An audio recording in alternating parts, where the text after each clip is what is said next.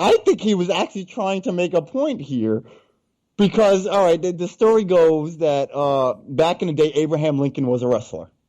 So I think he was trying to make that connection there.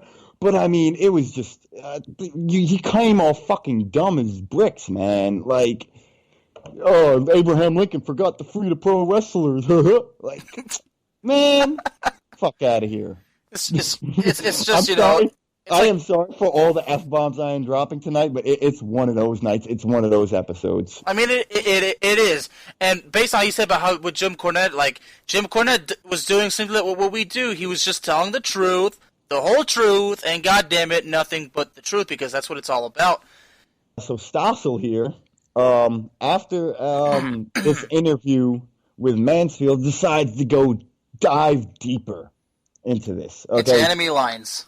100%. He felt the need to ask someone who was currently in the business for a response. So where did he go? He went to Vince McMahon, and Vince McMahon invited him to Madison Square Garden. Now this is where we're getting to my favorite part. Ooh. Yeah, brace yourself, folks. Brace yourself, folks. So of course Vince McMahon. Now Stossel had told him what he wanted to do. Vince McMahon invites him to Madison Square Garden. Okay, right there, Stossel should have known something was being set up. Right then and there. To be honest, yes, he should have. Whether Vince said, oh no, it's going to be completely legit, don't worry. You had to have known because you're trying to ruin this guy's business in front of his face. You pretty much called this guy up and said, hey, I want to ruin your business. Is that okay? Now put that into any other business, okay? Someone calls you up, okay, and says, and you have let's say you have your podcast, you have the Bear of Texas podcast, right? And say you're doing good and you're starting to make money off of it and you're getting national exposure, and somebody calls up and says, hey, I want to kill your business. I want to come in and I want to be interviewed. I want to do an interview with you where I berate your business. Of course, you're going to be like, yeah, come on. I'm going to have fucking ammo for you. I'm going to have plenty of ammo. Yeah. And yeah, come on and try it, homie. Come on and try it.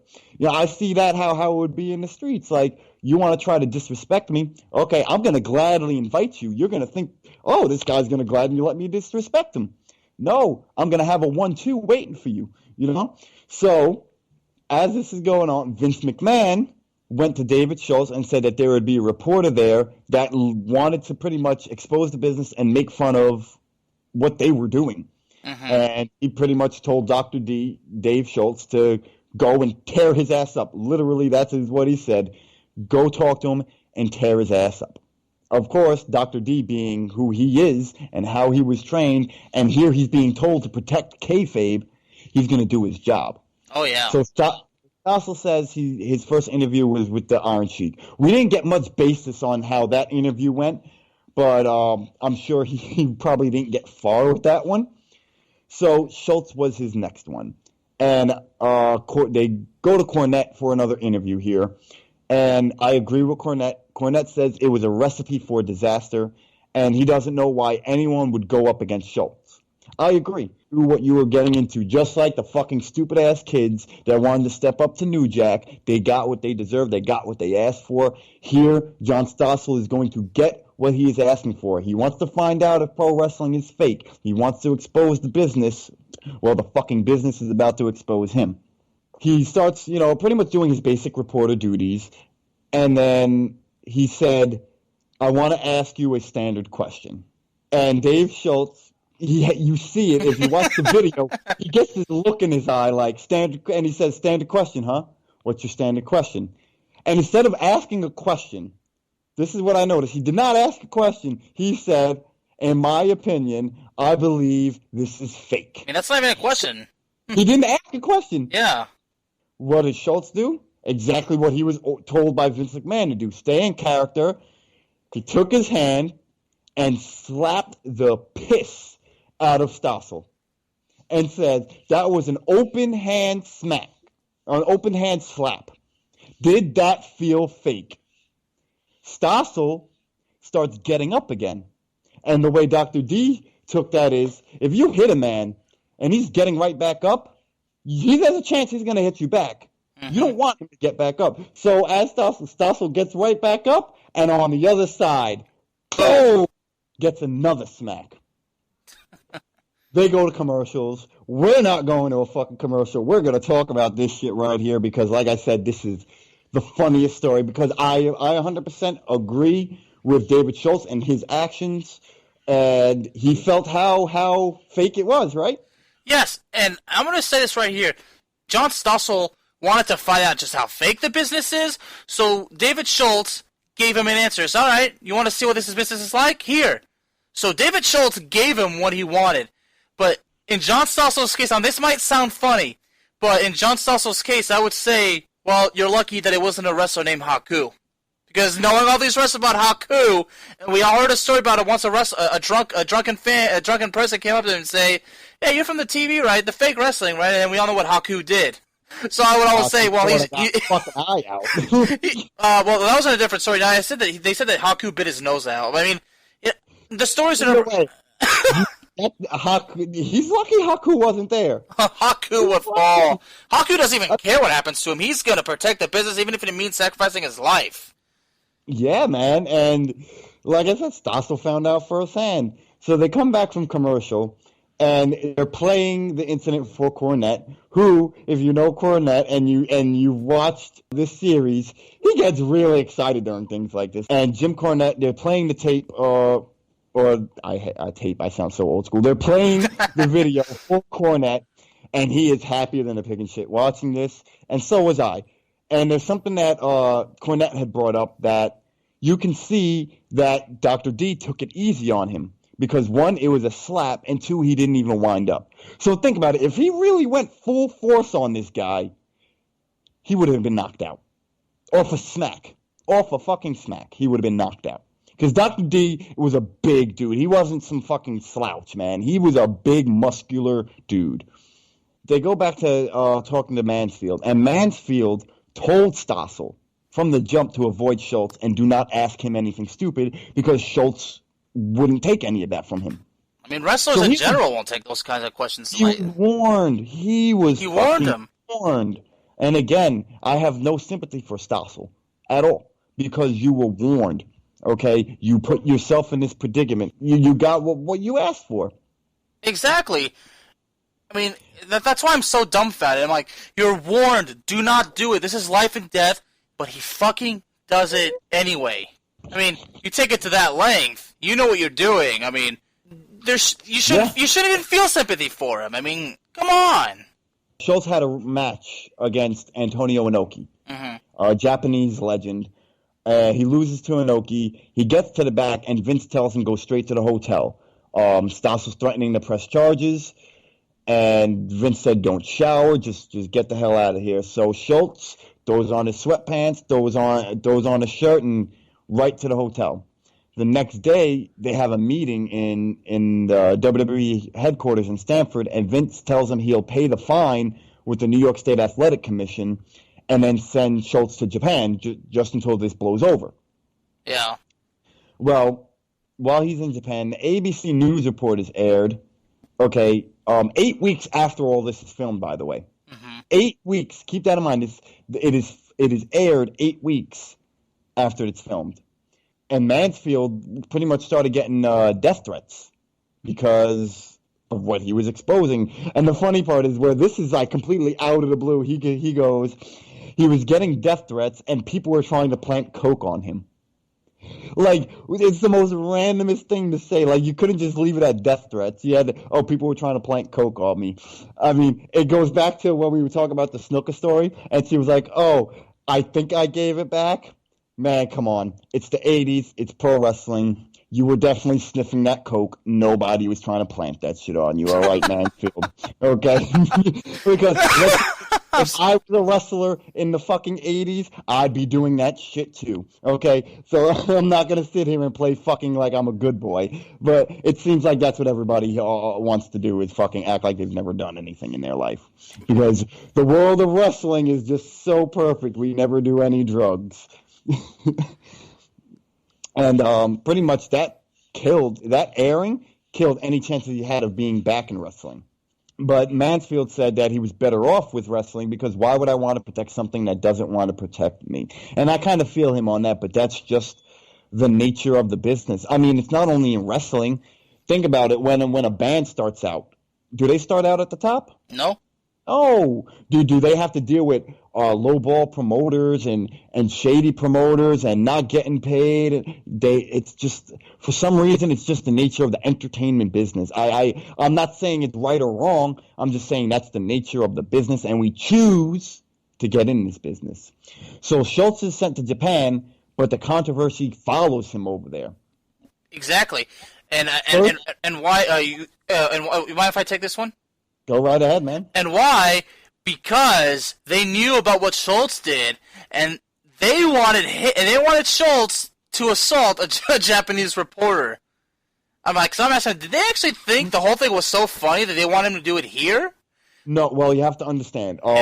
In Japan, even to this, even if you watch it today, it's a lot more realistic based. Like the hits are harder, and especially back then when professional wrestling as a whole was considered to be real. For them, it was like, here's this guy, the most badass American coming to Japan. You have to kind of look at it from their point of view and not our point of view. Mm-hmm. The badass American who slapped a reporter who probably in their eyes had to leave America because of it, which is kind of true, is coming here now. So what's the first thing they do? Is they want him to slap a reporter over there, which this was a work. Yeah. It was a work. Yeah, because he said, I'm not doing it unless it's on the script. Yeah. Unless there's something signed saying that it was script. And they did. But that was to get him more buzz in Japan. Why? Because they would promote him as an even bigger badass, even more real to them. Because he left America because he's in hot shit over legitimately hitting a reporter. So what are they going to do? They're going to set up a publicity stunt when he gets here. When he gets to Japan. I mean, that was good promotion right there. Talk about fucking putting your guys over. And giving them some fucking publicity. That right there, that was the best thing they could have done, because I'm sure it raised his stock in Japan. Oh, yeah. I mean, this is one of the reasons right here. No wonder so many wrestlers here in America, when they get released from WWE, they say, yeah, I'll go work in Japan. I'll make good money in Japan. Huh. That's why a lot of wrestlers are happy there. Some of them do. Yes, okay, some of them. Some of them do. Not every American wrestler goes to Japan makes it. It's very rare, especially during these times, too. Yeah. Like, for a gaijin, which is Japanese for foreigner, for them to actually be a star out there, it was hard. Like, it was really hard to make a name in Japan. But he kind of had that help of his reputation. Yeah. And I'm sure it wasn't his first time in Japan. I'm sure he's been there plenty of times. But back in the U.S., people were calling in the ABC to check on Stossel. Now, mind you, again, this is 8 weeks after it's filmed. 8 weeks after he was slapped. Take it away from here, Alex. Well, the lawsuit apparently intensifies, and this is when D. Schultz's career, just begins to, just like the Titanic, hits the, starts to sink after hitting the iceberg. Well, the funny thing here is that 8 weeks after this, right? And that's why I'm so dumbfounded. It was 8 weeks. And 8 weeks after, he says he wants to teach a lesson to the WWF, or WWE now, WWF at the time. He wants to teach them a lesson, so he sues them. But here's the thing. Schultz had spoken to Stossel's lawyers before they brought the case against Vince McMahon and the WWE. And his name was not in the lawsuit at all. Exactly. And let me explain, folks, because it wasn't. It was because Schultz did what he did, but here's the key, Chris. It was under the orders of Vince McMahon. That's why. And then Schultz said, "I'm not signing anything. I mean, I'm doing what you told me to do, Vince. I mean, this is your problem." Yep. And Schultz is right. I mean, Schultz was doing. I mean, you gotta do what Vince tells you to do. I mean, Vince is a smart guy. I mean, I'm sure Vince knows what he's getting himself into. So Schultz is right. Says, "Oh, look, Vince, I did what you told me to do. So this is on you, buddy, not on me." Well, Schultz wasn't named in the lawsuit against the WWE. But as a part of the suit, Stossel had to let WWE doctors examine him. And this is, again, where I start laughing because Mr. I want to expose bullshit. This is where Mr. I want to expose bullshits himself. So he goes to the WWE doctor and has them examine him. Pretty much the doctor had told him, the pain you're suffering is pretty much just because of the lawsuit. You're pretty much prolonging this. You're pretty much saying you're feeling this pain because of the lawsuit, which he denies. He says, "Oh, I couldn't take care of my kids. I couldn't change diapers. I couldn't do." That's all fucking bullshit. Because anyone that watches kids and changes diapers, I'm sorry, ears ringing or not, you're still going to be able to fucking take care of your kids. So that was all fucking bullshit, Mr. Stossel. Okay, and if you happen to be listening to this, which I think is a long shot, but if you are and you have a problem with what I say, you can at me at Rex Wrestles, and we could definitely talk about how much of a fucking bitch you are. But anyway, the doctor examined him and pretty much told him, "You're bullshitting this, right?" Well, years later, they settled, and Stossel gets $280,000 from this lawsuit, okay? And admits the doctor may have been right in that his pain was for the trial, and he said his pain got better once he was paid. Wow. If that's not bullshit on top of bullshit, I don't know what is. I mean, it's not coincidence. It can't be. 2 seconds ago, you were sitting there saying how, no, I was really feeling pain and ringing in my ears for weeks. 8 weeks after you got fucking smacked. I'm sorry. I've been concussed. Okay? Concussed. Knocked out cold. And that shit didn't last 8 weeks. Okay? I was still able to do my normal everyday activities. And then after you get the money, all of a sudden you feel fucking better? You are the king of bullshit, John Stossel. I mean, what I want to know is, like, he got slapped. Like, if he got hit in the cheek, like, how does that cause ringing in the ears? I mean, I'm not a medical expert, but he's claiming he got smacked in the ear. Which, okay, if you look at I'll give him the benefit of the doubt on this one. All right, here we go. I'm going on a long shot here. I'm going to give him the benefit of the doubt, and the size of Dave Schultz's hand coming, swinging across, he could have hit him in the cheek and maybe clapped him in the ear. Maybe, it's possible. It's possible. I've been slapped to where I feel it in the fucking face and the ear. My dad has smacked the shit out of me as a kid to where I feel ringing in my ears, but I was smacked across the face. So I can kind of give him the benefit of the doubt. But for you to have ringing in your ear for fucking 8 weeks, okay, and then when you settle years later, you feel good? I mean, in my case, if my ears were ringing that long, I mean, I would have got insane. I mean, I would have got medical attention immediately, but this is probably just different. He was just mad that he got smacked up, and now he's trying to get some way to compensate for that. And really, I don't even think he should have fucking won the $280,000 fucking case because, again, you asked somebody to smack you. You asked somebody to smack you. But because of all this is going down, Dave Schultz's career starts to kind of go downhill.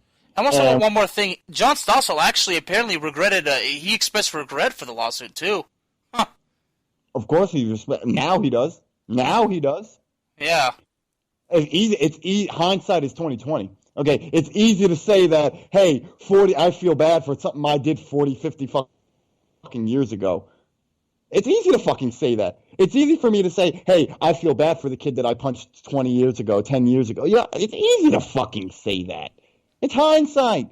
Everyone feels bad for something they did earlier in their fucking life. Okay?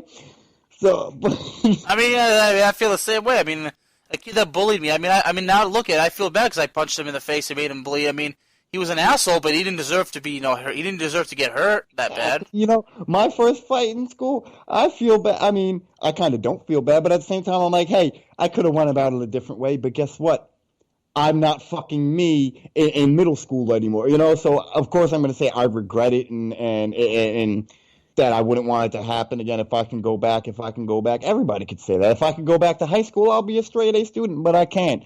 So it means nothing. Remorse at this point means nothing because you already fucked shit up. Yeah. You already got smacked up. Where was the remorse right after you got smacked up by this guy? Where was the, oh shit, I'm sorry, you are real? There was none of that. But because of all this shit that John Stossel stirred up, Dave Schultz winds up getting the shit end of the stick right around the time WrestleMania 1 is coming along. And thank you for tuning in to the Playmakers podcast right here on the RTF Sports Network.com radio network. Join them every Monday at 8 p.m. East Coast time right here, right now. Same time, same place, rtfsportsnetwork.com. What's going on, everybody? Whether you're practicing social distancing, of 6 feet up to 6 miles, you can still party with On and Off the Field, where you can listen to the best NFL and charity-based podcasts out there on the RTF Sports Network. You can follow them on Facebook or go to rtfsportsnetwork.com and check out the show Thursdays from 4 to 5 p.m. Eastern Standard Time. The snow is melting and it's starting to warm. Is this for the new commercial? This is the new commercial. We're recording. Why is it you always cut me off? Guys, calm down. Let's just start it over. It's too late. We have to start our show, which is Twist, the weekend sports talk, where you can hear banter like this with sports and interviews. Hear us on the RTF Sports Network, Mondays at 8 Eastern. Also, like our page on RTF Sports Network and check us out at rtfsportsnetwork.com.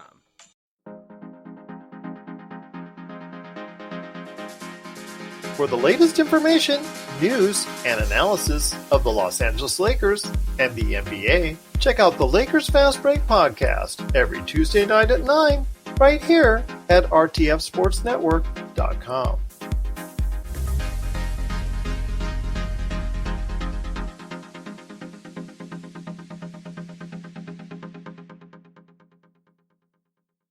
What's up, y'all? You know who it is. It's your boy Dylan from On and Off the Field with Durf and Dylan. So I'm just coming to let you know, on the RTF Sports Network, this show will now be live from 7:30 to 8:30 p.m. Eastern Standard Time on Thursdays. If you go to rtfsportsnetwork.com, you can listen to the show live from there and on our social media platforms on Facebook and Instagram. It's going to be an amazing show that is all about the fans. Also, when you go to rtfsportsnetwork.com, make sure to vote for On and Off the Field as the show of the month for April. If we win that, money is going to charity. You can count on that.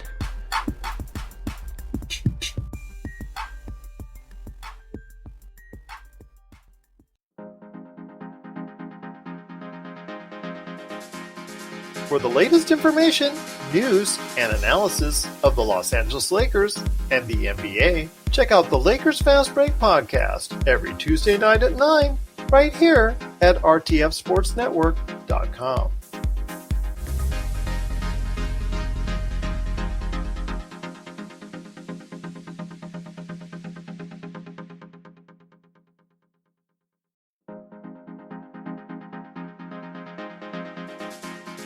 For the latest information, news, and analysis of the Los Angeles Lakers and the NBA, check out the Lakers Fast Break podcast every Tuesday night at 9, right here at rtfsportsnetwork.com.